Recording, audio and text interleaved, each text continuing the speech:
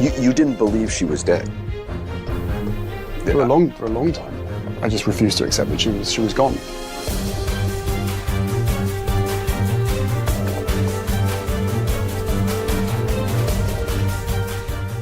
For decades, the world believed they knew the truth about Princess Diana's tragic death. A terrible car accident in Paris, caused by a drunk driver and pursuing paparazzi. The people's princess, taken too soon in a senseless tragedy. But now, a shocking revelation has turned that narrative upside down, leaving the British royal family and the entire world reeling. What could possibly be more devastating than the original tragedy? The truth behind what really happened that fateful night in Paris is more unimaginable than anyone could have suspected. The shocking revelation. On a rainy Tuesday morning in London, crowds gathered outside the Old Bailey, Britain's central criminal court, as rumors swirled about a secret trial that had been conducted behind closed doors. Security was unprecedented, with armed officers creating a perimeter around the building and all electronic devices banned from the proceedings. When the Lord Chief Justice emerged to address the waiting press, his face was ashen. "Today, I must deliver news of such gravity that it will forever alter our understanding of recent British history," he began, his voice wavering slightly. "Following a trial conducted with the highest security protocols, evidence has been presented that has led to the conviction of a member of the royal family in connection with the death of Diana, Princess of Wales." The crowd fell silent as the impossible words hung in the air. The justice continued. "Prince Harry, Duke of Sussex, has been found guilty of conspiracy to commit murder in the death of his mother. The sentence is life imprisonment without possibility of parole." The world stood still. How could this possibly be true? Diana's youngest son, who had been just 12 years old when she died, convicted of orchestrating her murder. It defied comprehension. The evidence uncovered. As details emerged in the following days, the story became even more bizarre and disturbing. The case had begun unraveling 3 years earlier, when a former MI6 agent, terminally ill with pancreatic cancer, had come forward with a deathbed confession. He claimed to have knowledge of a long-term operation that had been hidden from all but the highest levels of British intelligence. According to recently declassified documents, the agent had provided investigators with encrypted files that contained surveillance recordings, financial transactions, and communication logs dating back to 1997. Most disturbing were a series of coded messages allegedly sent from a young Harry to unknown operatives in Paris in the weeks before Diana's death. Forensic accountants had traced a series of complex financial transactions through offshore accounts that appeared to link the young prince to payments made to several individuals who were in Paris the night Diana died. Computer experts testified that the encryption used in these communications matched protocols that would have only been known to someone with access to royal security briefings. Perhaps most damning was newly enhanced security footage from the Ritz Hotel in Paris that appeared to show Harry, disguised and wearing a prosthetic facial feature, meeting with Henri Paul, the driver who would later crash the car carrying Diana and Dodi Fayed. Facial recognition experts testified with 99.7% certainty that despite the disguise, the individual was Harry. The impossible timeline. But how could a 12-year-old boy possibly have orchestrated such a complex plot? This question dominated headlines worldwide as royal experts and criminal psychologists attempted to make sense of the conviction. The prosecution's case, portions of which were now being leaked to the press, presented a timeline that seemed impossible. They alleged that Harry, far from being the traumatized child the world had sympathized with, had been a calculating prodigy who harbored deep resentment toward his mother for her relationship with Dodi Fayed and her increasingly independent stance from the royal family.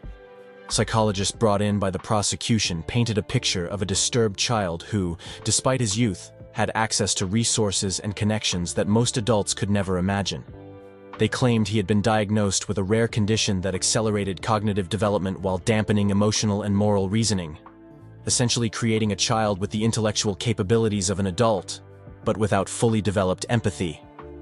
The defense had vehemently rejected this characterization, bringing their own experts who testified that such a psychological profile was pure fiction.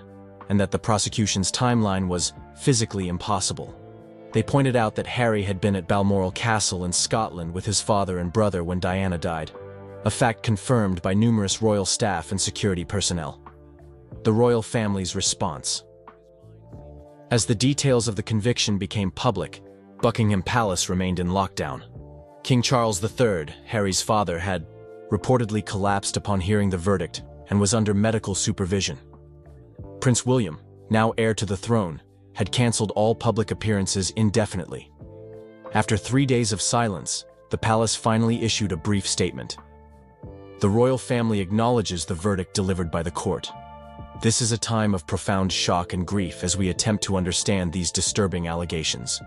We ask for privacy as we process these events and determine appropriate next steps.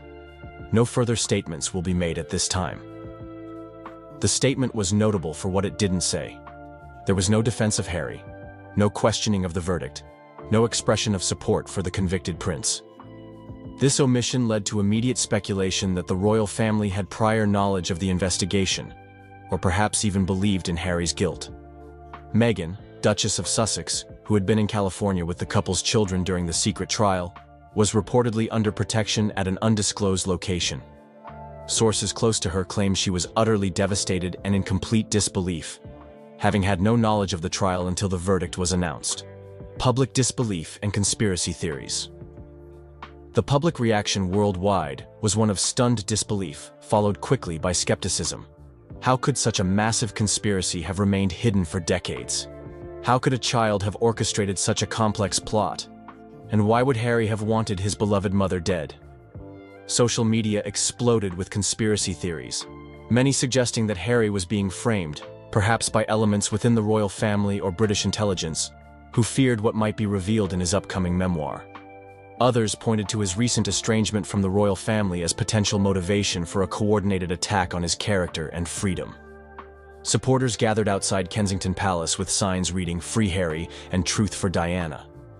In the United States, where Harry had relocated in recent years, political figures called for international oversight of the case, questioning Britain's judicial process and the secrecy surrounding the trial. Prominent legal experts expressed grave concerns about the conviction. A secret trial, with evidence never subjected to public scrutiny, resulting in a verdict that defies logical timeline analysis. These are hallmarks of a judicial travesty, not justice, remarked one Harvard law professor. The confession that changed everything. Just as public opinion was coalescing around the belief that Harry had been framed, the case took another stunning turn. 1 week after the verdict was announced, Harry requested a television interview from his holding cell at an undisclosed maximum security facility.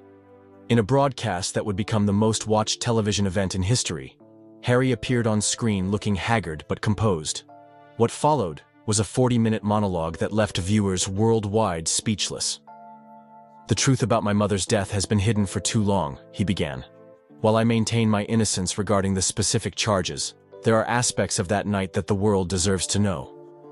He then proceeded to outline a narrative so complex and disturbing that it challenged everything the public thought they knew about the royal family.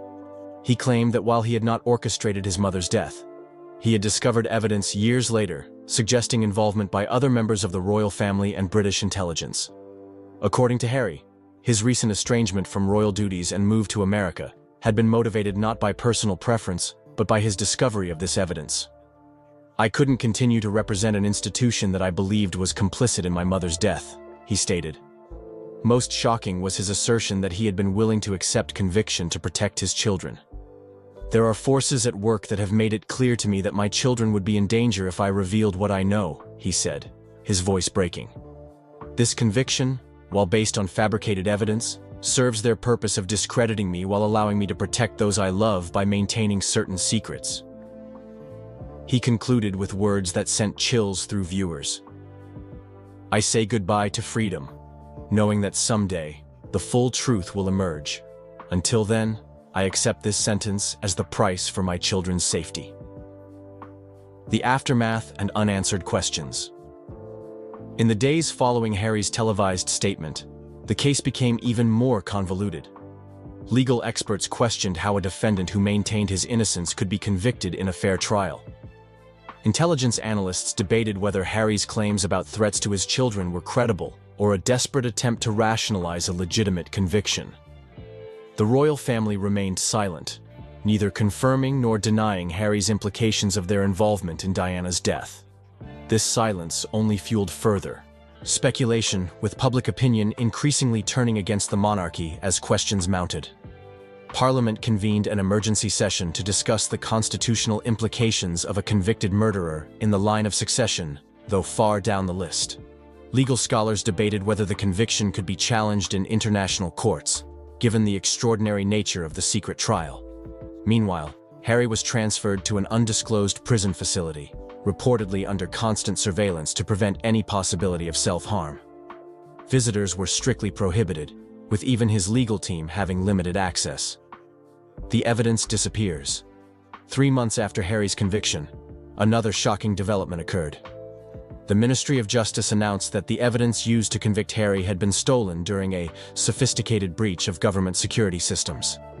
All digital records, including the enhanced security footage from the Ritz Hotel and the financial transaction records, had been completely wiped from government servers.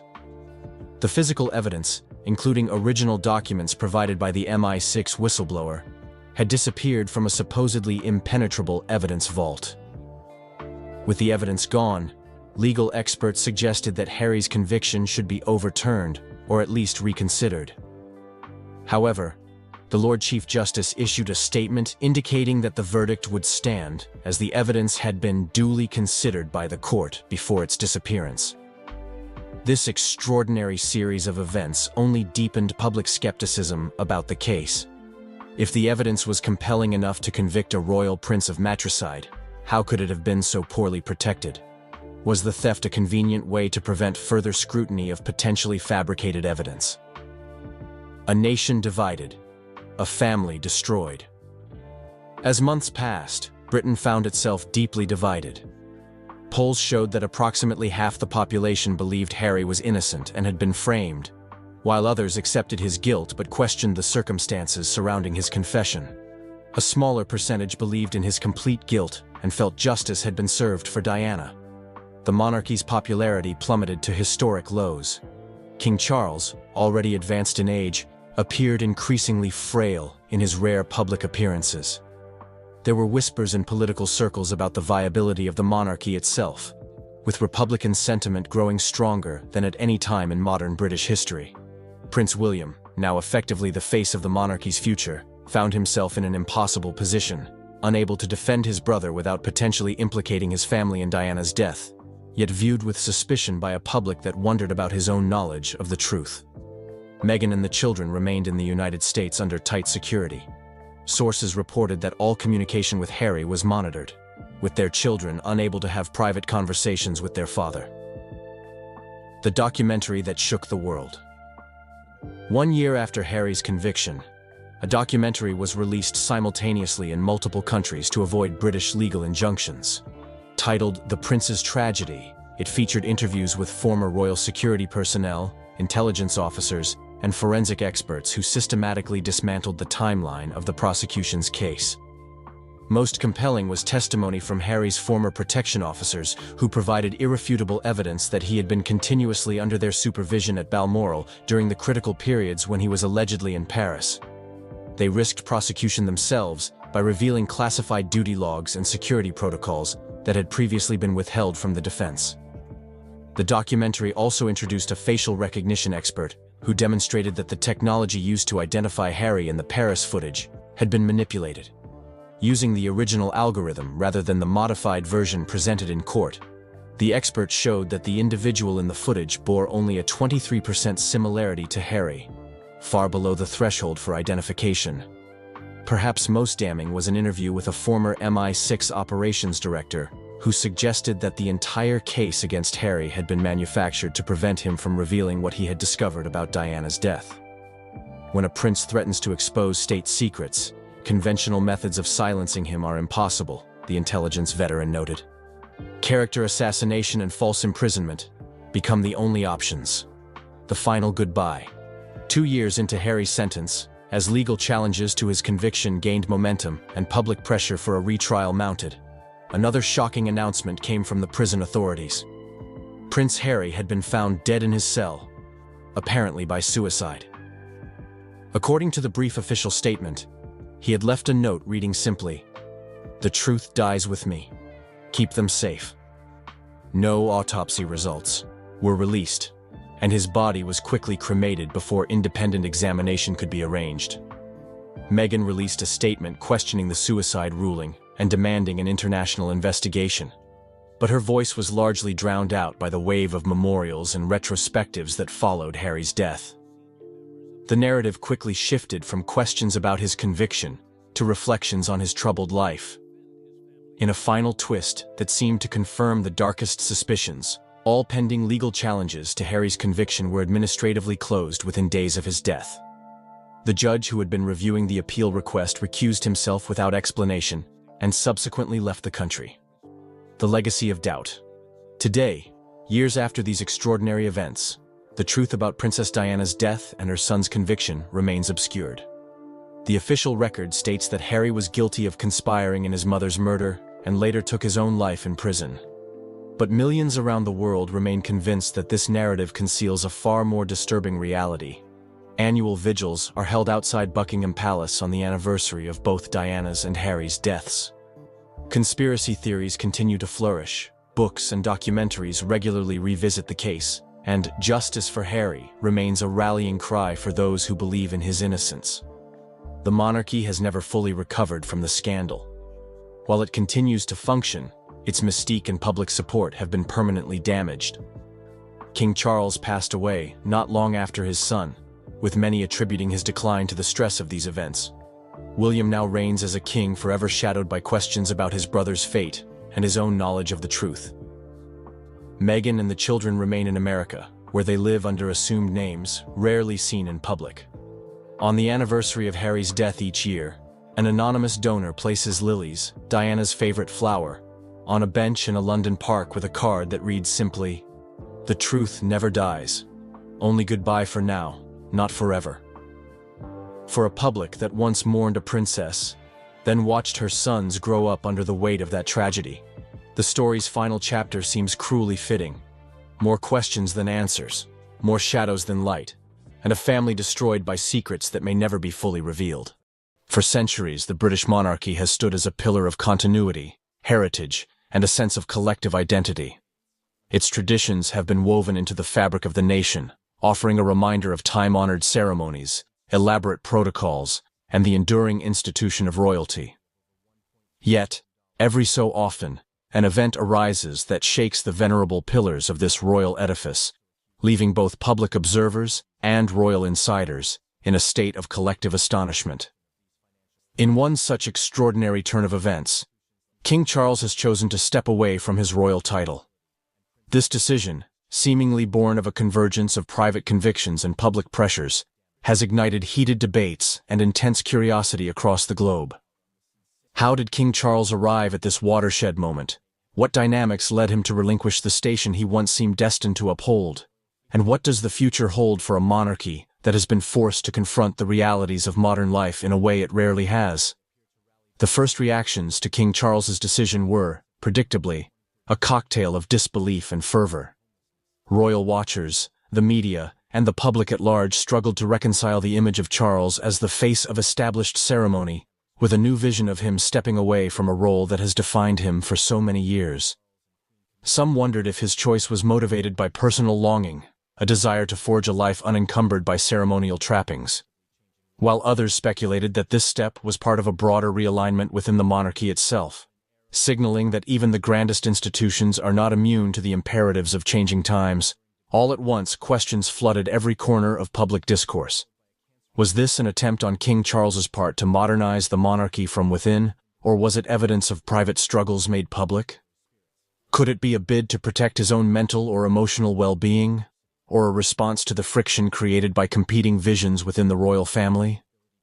These layers of speculation did little to quell the public's thirst for clarity. Official statements were spare in detail, providing enough information to confirm the essential facts, but leaving ample space for rumors to flourish. Royal correspondents swarmed to glean any hint of hidden motives, turning an already complicated situation into a maze of theories, counter-theories, and endless commentary. For the British monarchy, an institution built on continuity and respect for established protocols, such widespread public questioning was unsettling, to say the least. Monarchs are typically paragons of steadiness, their decisions reflecting slow and deliberate changes rather than abrupt shifts. But King Charles's choice felt strikingly different. Indeed, the monarchy had seldom seen a development so abrupt since the era of the abdication crisis in the early 20th century. What lay behind this monumental decision? To answer that question, one has to consider the remarkable path King Charles traveled before this moment. Born into a life of inherited responsibilities, Charles spent much of his existence knowing he stood in the direct line of succession, bound to the future role of reigning over the country. From his earliest days, the weight of public expectation hovered, guiding his education, shaping his experiences, and dictating the trajectory of his personal life. Though he had passions, environmental causes, organic farming, charitable ventures, those pursuits were often cast in the light of his impending destiny as monarch. When he finally ascended to the throne, it felt like the culmination of everything his life had prepared him for. Yet, as with all human stories, the linear path from heir to sovereign was accompanied by complications. Critics sometimes labeled him overly traditional, while paradoxically, some contended he was too outspoken on modern topics such as architecture or climate change. The public's perception swung between viewing him as a figure well-equipped to guide a venerable institution into the contemporary era, or an out-of-touch royal uncertain of how to connect with an increasingly diverse and skeptical public. His personal relationships became fodder for endless tabloid speculation, adding an extra burden to the already colossal responsibilities that come with wearing a crown. Against this backdrop, King Charles's recent decision to relinquish his title seems less abrupt than it might appear on the surface.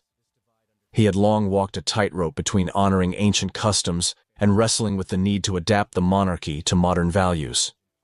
Perhaps the tension of that balancing act eventually pushed him to make an extraordinary choice, to carve out a role not entirely dictated by protocol, but by personal conviction and an evolving sense of responsibility. For outsiders, the significance of losing the kingly title is immense.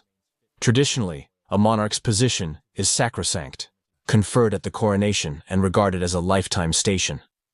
That Charles would choose to renounce or step aside from it, even in part, raised urgent questions about how the monarchy would recalibrate, how it could maintain its aura of continuity and stability once its central figure decided to leave that role behind. Public reaction to King Charles's move illuminated a growing divide in how people view royalty in the 21st century. Some segments of the public, particularly those with a deep attachment to ceremonial monarchy, viewed his decision as a betrayal of ancient customs. They argued that monarchy by nature is a lifetime commitment, an unspoken contract that links the sovereign to the people. Others, however, saw in Charles a figure of modern leadership courage, someone willing to admit that old forms must give way if the institution is to endure. To them, letting go of the burdens of kingship signaled adaptability rather than abandonment, suggesting that the monarchy might yet shift its focus away from pageantry and toward more tangible forms of service and connection with contemporary society. In many respects, the monarchy found itself at a crossroads, confronted by a stark existential question. Could an institution that has thrived for centuries on ceremonial continuity reshape itself substantially enough to remain relevant, especially when its reigning figure has stepped away from the formal symbols of kingship? The monarchy is historically resistant to dramatic change, preferring incremental evolution over radical transformation. However, King Charles's decision thrust it into uncharted territory. Royal advisors and family members scrambled to manage the fallout, balancing a desire to respect Charles's personal autonomy with the need to preserve the monarchy's unifying function. Everyone recognized that the significance of Charles's choice would reverberate far beyond palace walls. The emotional dimensions of Charles's action were no less compelling. For decades, he bore the title of Prince of Wales, then ascended to become king, a station that placed him at the summit of royal responsibility. The public often glimpsed the formalities, his participation in solemn ceremonies, his speeches addressing national causes, his presence at key events. Few, however, witnessed the personal toll of such constant scrutiny. The monarchy thrives on visibility. Every gesture, Every word, every choice of attire can become a talking point.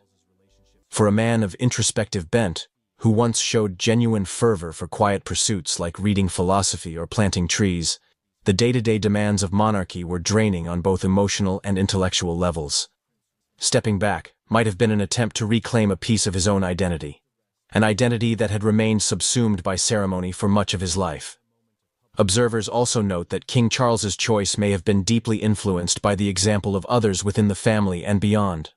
Modern royals like William and Catherine have already shown a flair for embracing new forms of outreach, social media, and more casual public encounters, arguably broadening the monarchy's appeal. Might Charles have felt overshadowed by the ease with which the younger generation navigates the digital age, or possibly inspired by the notion that monarchy can be flexible? Moreover, one can't discount the impact of global conversations about mental health, personal fulfillment, and the challenges posed by relentless public gaze. Charles might have wanted to set a precedent, that it's permissible even for royalty to choose personal well-being over unyielding tradition. Speculations aside, the immediate ripple effects were profound. First and foremost, the monarchy's protocols had to be re-examined. If Charles is no longer king in the formal sense, who stands at the helm of the institution? Is the heir presumptive automatically installed, or does a caretaker figure step in, pending formalities? The line of succession is ordinarily a rigid sequence, but Charles's voluntary relinquishment tested that rigidity. Was his departure final or partial, and what does it mean for the global network of Commonwealth realms that once recognized him as their sovereign? These details needed to be clarified promptly to forestall any constitutional vacuum or public confusion. Then there was the challenge of reorganizing official duties. Ceremonial functions, such as the state opening of Parliament, trooping the color, and the distribution of honors, typically center on the reigning monarch. If King Charles was retreating from the front and relinquishing the symbolic scepter, who would assume these duties? Would the monarchy parcel out responsibilities among multiple senior members, or designate a single figure to represent the crown? Each possibility carried its own consequences for power dynamics within the family. Some family members might welcome the chance to have a more prominent role, while others might feel overwhelmed by the additional obligations. One cannot overlook the emotional and political ramifications for those nearest and dearest to Charles. Figures like Queen Camilla, often seen as his staunchest ally, faced the delicate task of supporting his personal decision, while also honoring the monarchy's collective needs. Rose Hanberry's name has long held a special resonance in British aristocratic circles, her life seemingly woven from threads of tradition, legacy, and a hint of quiet rebellion. Born into a respected noble family, she grew up surrounded by elegant homes, genteel gatherings, and an ingrained sense of duty that shaped her formative years. Even as a child, she was known for her thoughtful demeanor and a reserved charm that set her apart in a social sphere where confidence and affability are prized qualities. From a young age, Rose was taught the customs of aristocratic life: when to curtsy, what topics to discuss at the table, how to project grace and warmth without seeming contrived. Yet, beneath those carefully polished manners, she harbored private dreams that extended beyond the gilded confines of Britain's upper crust. Rose was blindsided by the sudden surge in gossip. She had never angled for the spotlight. Indeed, she had spent most of her life avoiding it, preferring the safety of a measured, dignified presence that placed her neither at the center of attention nor so distant that she became a subject of exclusion. To find herself cast as a focal point of tabloid speculation was jarring. At first, she attempted to ignore the murmurs. She believed that by refusing to dignify unsubstantiated rumors with a response, she could starve the story of oxygen. Yet the media's appetite seemed insatiable. Headlines speculated on her every move. If she stood too close to Prince William at a function, it fueled new whispers. If she avoided certain events altogether, tabloids read that as evidence she was hiding from controversy. Friends and advisors advised her on how to handle the situation. Some encouraged her to give a definitive statement denying all wrongdoing, while others insisted that silence was golden in the face of baseless innuendo. Rose struggled with the choice. She valued her privacy deeply, but also felt a moral impetus to defend herself, not just for her own reputation, but for the sake of her family and the people who had always supported her. Each day that passed without a formal statement only seemed to fuel the rumor mill. At the same time, every new rumor or tabloid headline left her feeling more invaded, as if her personal life, so carefully guarded, was being stripped bare for public entertainment. The stress took a toll on her well-being. She found it difficult to sleep, constantly anticipating the next wave of sensational headlines. Her daily routines, once simple and fulfilling, became tinged with apprehension. Even small outings, such as stepping out for tea or running an errand, could be photographed and then dissected. A life of quiet luxury and understated responsibilities mutated into a never-ending battle against a narrative she never signed up for.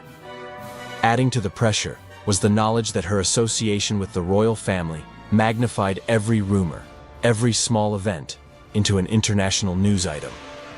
The monarchy, bound by centuries of precedent and the tradition of silent dignity, was unlikely to intervene publicly on her behalf, leaving her to navigate the minefield mostly on her own.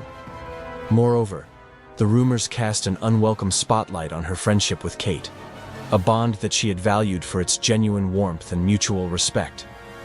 Now, that friendship was pulled into the tabloid's swirl of speculation. Magazines fueled notions of rivalry, betrayal, or tension. In that environment, even an innocuous moment, like being seated at the same table during a charity fundraiser, could be twisted into an entire narrative about forced interactions or veiled hostility. Rose's relationship with Kate was suddenly tabloid fodder, dissected by outsiders who had never witnessed their genuine rapport behind closed doors. Meanwhile, Prince William faced his own share of public scrutiny, yet the monarchy's time-honored strategy of silence prevailed. Those who empathized with Rose acknowledged the impossibility of her position. How do you fight an amorphous cloud of rumors without unwittingly giving them more substance?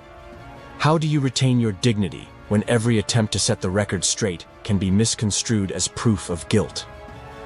At times, Rose considered issuing a firm denial through official channels, yet she also feared that stepping forward to battle the tabloids directly would entrench her even further in the public eye, a place she never wanted to be. She made a series of measured choices designed to minimize attention. Invitations to glamorous events went unanswered. She reduced her presence on social platforms, restricting any glimpses the world might have of her day-to-day life. With each retreat, the tabloids pounced, interpreting her withdrawal as evidence she was avoiding Kate or being exiled by the royals. In truth, her decision to step back was more about self-preservation than anything else. She sought refuge among her closest circles. Yet the scandal refused to burn itself out. The story had all the elements the public relished: a supposed love triangle, a glamorous aristocrat, the future king and queen, and an official silence that left imaginative spaces for rumors to flourish. In some corners of social media, she was vilified. In others, she was defended as a victim of tabloid cruelty. Her life's narrative had splintered into countless versions, each retold by people who had never met her. She was the villain. She was the third person in the marriage. She needed. Let's take a look at the intriguing and controversial life of King Charles, a prominent figure in the British royal family, as Kayleigh McEnany unveils a comprehensive exposé on his secrets, scandals, and untold stories. This revealing narrative also sheds light on the journey of his current queen consort, Camilla Parker Bowles. From the early days of Camilla's romance with Prince Charles, through years of public scrutiny and scandal, to her eventual acceptance into the royal fold, we explore every detail of their complex relationship. Discover how a single phone call almost brought down the British monarchy, and how a secret love affair existed long before Princess Diana came into the picture. Get ready to delve into the hidden truths behind the headlines, as we examine how Camilla transformed from one of the most reviled women in Britain to queen consort. This story spans decades and includes some of the most shocking moments in royal history, as revealed by Kayleigh McEnany. Starting from the beginning, we follow the current queen consort, Camilla Parker Bowles, and King Charles as they navigate their new roles amidst ongoing public scrutiny. Their relationship has been anything but smooth, marked by scandal and controversy, notably during Charles's marriage to Princess Diana. However, the revelations didn't stop there. Uncover the secret Queen Camilla revealed about King Charles, and explore the royal love story that intertwines Charles, Camilla, and Diana, adding layers of intrigue to this narrative that mirrors a fairy tale with its unexpected twists and turns. On a breezy afternoon in 1970, during a polo match at Windsor Great Park, Charles encountered Camilla. She broke the ice by mentioning that her great-grandmother had been the mistress of Charles's great-great-grandfather, highlighting their shared history. It's quite an introduction. Historians suggest they may have been introduced by a mutual friend, Lucia Santa Cruz, but regardless of how it happened, sparks flew, and they began dating. Their bond was genuine, marked by real happiness and togetherness. However, their romance was interrupted when Charles was sent to serve in the Royal Navy. During their time apart, Camilla made a pivotal decision and married Andrew Parker Bowles in 1973, a man who had once dated Charles's sister, Princess Anne. Despite her marriage, Camilla and Charles maintained their connection, with Charles even becoming the godfather to Camilla's son Tom. Rumor has it that Charles made a last-minute attempt to stop Camilla's wedding. Imagine the heartache of watching someone you love marry another. Before Diana entered the scene, Charles had a brief romance with her sister, Sarah Spencer, in 1977. This relationship ended when Sarah overshared with the press, but she played a crucial role in introducing Charles to her younger sister, Diana, at Althorpe House during a pheasant hunt. This introduction set the stage for Charles and Diana's relationship. Charles's relationship with Diana was heavily influenced by royal expectations. By the late 1970s, he was under pressure to find a suitable wife, and Diana, young and seemingly perfect for the role of a princess, fit the bill. Despite this, Charles's heart always seemed to be drawn to Camilla. Their early days were filled with joy, a stark contrast to the challenges that lay ahead for Charles. The impact of Charles's first love with Camilla was profound, enduring through the years. Camilla would later reveal the full truth about Charles. But before we get to that revelation, let's delve deeper into Charles and Diana's story, from teenage crush to royal partnership. Their early days were filled with charming but awkward moments. In November 1977, Diana, a 16-year-old schoolgirl, met 28-year-old Charles, a prominent royal figure, at Althorpe. Thanks to her sister Sarah, who had once dated Charles, the dinner was buzzing with excitement when the prince arrived. Diana made a lasting impression with her lively personality, catching Charles's attention. He even asked her for a dance after dinner, marking their first formal meeting. In 1978, Diana found herself amid the grandeur of Buckingham Palace, attending Charles's 30th birthday celebration. This event, filled with royalty and elite figures, was a world Diana, still a teenager, had to navigate. Their next notable meeting occurred 2 years later, in 1980, at a friend's house party. During this time, Charles was deeply affected by the tragic loss of Lord Mountbatten. Diana's empathy and kind words touched Charles profoundly. She noticed his sadness and told him he shouldn't be lonely and deserved someone to care for him. This genuine moment of compassion brought them closer, revealing a side of Diana that Charles hadn't fully seen before. Diana's popularity with the public soared, endearing her to the British people with her genuine warmth and relatability. This increasing public admiration added strain to her already challenging marriage with Charles. The constant media spotlight created a fishbowl existence for Diana, where every move was scrutinized and every gesture analyzed. Despite the glamour and prestige of her position, Diana's life was far from a fairy tale, filled with personal struggles and a relentless quest for privacy and normalcy for herself and her children. Her journey was marked by immense personal growth and resilience, even as she sought to find her own identity within the strict confines of royal expectations. Later that year, Diana received an invitation to the royal family's Balmoral estate. This visit was significant, almost like an audition for royal approval. Diana fit in effortlessly, charming everyone with her natural ease, and even learning to fish with Charles. The paparazzi quickly caught on to their growing relationship, and Diana became a media sensation. They were particularly captivated by a photo of her at her kindergarten job, which inadvertently revealed more than intended due to the sunlight behind her skirt. Charles's comment about Diana's legs being spectacular indicated a shift in their relationship to something more personal and less formal. By January 1981, with the media frenzy at its peak, Prince Philip decided it was time for Charles to make a decision. He sent a letter to Charles, urging him to either propose to Diana or end their relationship to protect her reputation. Charles took this as a royal mandate, leading to a proposal and what would become the wedding of the century. On February 6, 1981, Charles proposed to Diana, and she accepted. This royal engagement was a major event, filled with immense pressure and expectations. A few weeks after the proposal, the couple gave a televised interview. It was charming until a seemingly simple question cast a shadow over their happy news. When asked if they were in love, Diana immediately said yes, but Charles's ambiguous response about what being in love meant raised some eyebrows. At the time, this was perhaps seen as typical royal reserve. On July 29, 1981, the highly anticipated royal wedding took place at St. Paul's Cathedral in London, drawing an estimated 750 million viewers worldwide. Diana, stunning in an ivory silk gown with a 25-foot train, the longest ever worn by a British royal bride, exuded elegance despite her visible nerves, which led her to mistakenly call Charles by the wrong name during their vows. The wedding's splendor was undeniable, yet hints of underlying challenges and pressures were present from the beginning. Remarkably, Diana and Charles had only met 13 times before his proposal. Imagine committing to marriage after so few encounters.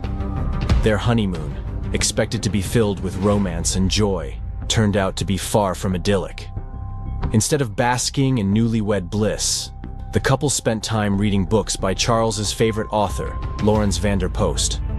Diana later revealed in taped interviews for a biography that her hopes had already faded by the second day of the honeymoon. She felt exhausted and emotionally drained, not from happiness, but from the immense pressure of adapting to her new royal role. In retrospect, both the engagement and wedding were grand yet bittersweet events, marked by celebration and underlying struggles, with millions witnessing only the surface glitter, unaware of the deeper challenges.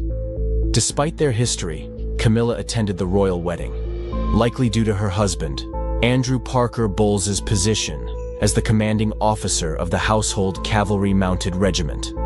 At this time, both Charles and Camilla were married to others, and it seemed their romantic involvement had ended. I'm 75 now, and I can't remember anybody except the Queen being there. In a shocking turn of events, tensions have reportedly flared within the royal household, with King Charles allegedly delivering a harsh reprimand to Queen Camilla, sparking an unexpected reaction. Sources close to the palace reveal that this confrontation may have stemmed from a recent disagreement on a sensitive matter within the monarchy, leading to a rift between the royal couple. Camilla, known for her resilience, was visibly shaken by Charles's words, and insiders suggest that she had a rare public outburst that left those around her stunned. This latest episode hints at underlying issues between Charles and Camilla, and while the royal family typically handles disputes in private, this incident has fueled fresh speculations about growing discord. The royal couple's public image has always emphasized unity, but this incident raises questions about the stability and cohesion within the royal household. Queen Camilla's life within the royal family has been marked by transformation, dedication, and public intrigue that have defined her journey from a figure surrounded by controversy to a respected royal. Her role as the Queen Consort of King Charles III places her in a unique position within the British monarchy, a position that carries immense responsibility and influence, as well as expectations that she continues to reshape. Camilla's role in the royal family has evolved over the years, particularly as she transitioned from Duchess of Cornwall to Queen Consort. Early on, her presence was often met with public skepticism, but she steadily became a committed and reliable figure beside Charles.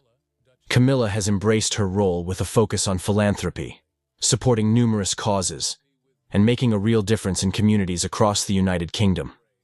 From championing issues related to literacy, health, and domestic violence to supporting the arts, her work emphasizes connection and empathy. Many people have come to see Camilla as a grounded, relatable royal, often using her position to give a voice to issues that might otherwise remain in the shadows. One of her most prominent initiatives has been in the area of literacy and education, a cause she is deeply passionate about. Camilla founded the Reading Room, an online platform that celebrates literature and encourages readers to come together. The initiative has grown immensely popular, with readers around the world engaging in discussions, following Camilla's personal book recommendations, and participating in live author events. Her dedication to this cause shows her commitment to leaving a meaningful legacy, one that promotes the enrichment of minds and the encouragement of lifelong learning. Camilla's role in championing health issues is also significant. She has worked with organizations that promote awareness of osteoporosis, a disease that affected her mother and grandmother. Through her personal experiences, she has been able to bring greater attention to the disease and encourage people to seek support and treatment.